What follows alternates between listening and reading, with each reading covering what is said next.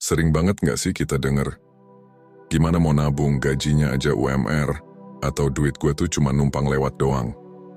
Rasanya kalimat ini udah jadi lagu wajib tiap akhir bulan ya. Banyak yang merasa kejebak, mikir kalau gaji kecil itu akar dari segala masalah keuangan. Tapi, coba deh kita jujur sama diri sendiri. Beneran nggak sih masalahnya cuma di nominal gaji? Gini deh, bayangin ada dua orang. Si A gajinya 10 juta sebulan, tapi tiap akhir bulan dompetnya selalu kering kerontang, malah kadang nombok pakai kartu kredit.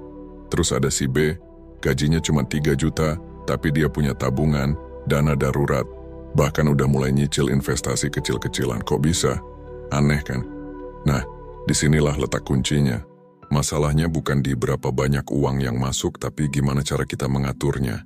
Ini semua soal pola pikir dan kebiasaan.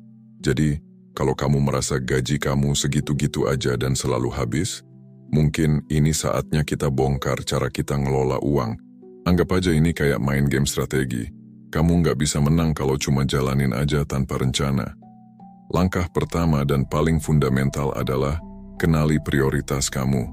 Coba deh, ambil kertas atau buka notes di HP, terus tulis semua pengeluaran kamu. Sekarang bagi jadi 3 kategori.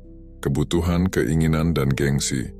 Kebutuhan itu hal-hal yang kalau nggak dipenuhi, hidup kamu bakal susah.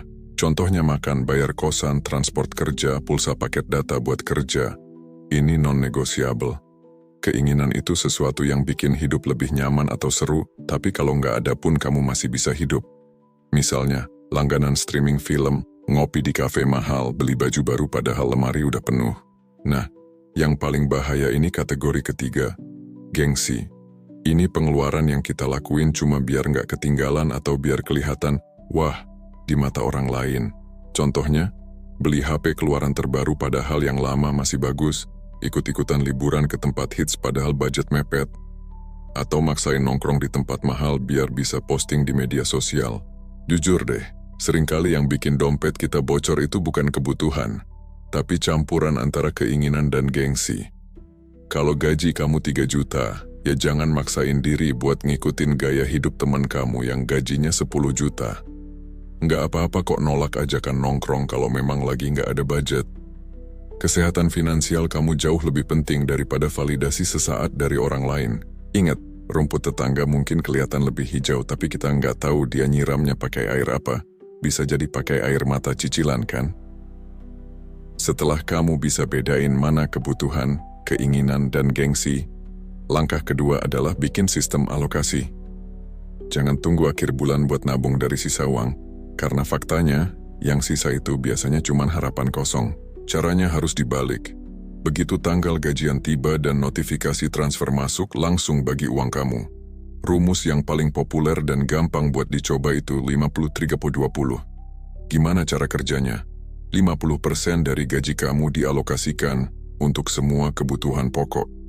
Ini termasuk bayar sewa, tagihan listrik, air, transport, dan belanja bulanan. Angka 50% ini jadi batas maksimal kamu. Kalau bisa lebih hemat, lebih bagus lagi. Berikutnya, 30% buat keinginan. Ini budget senang-senang kamu. Mau nonton bioskop, jajan boba, beli skincare, atau ngopi cantik, pakainya dari pos ini. Dengan adanya budget khusus, kamu bisa menikmati hidup tanpa merasa bersalah, tapi tetap terkontrol.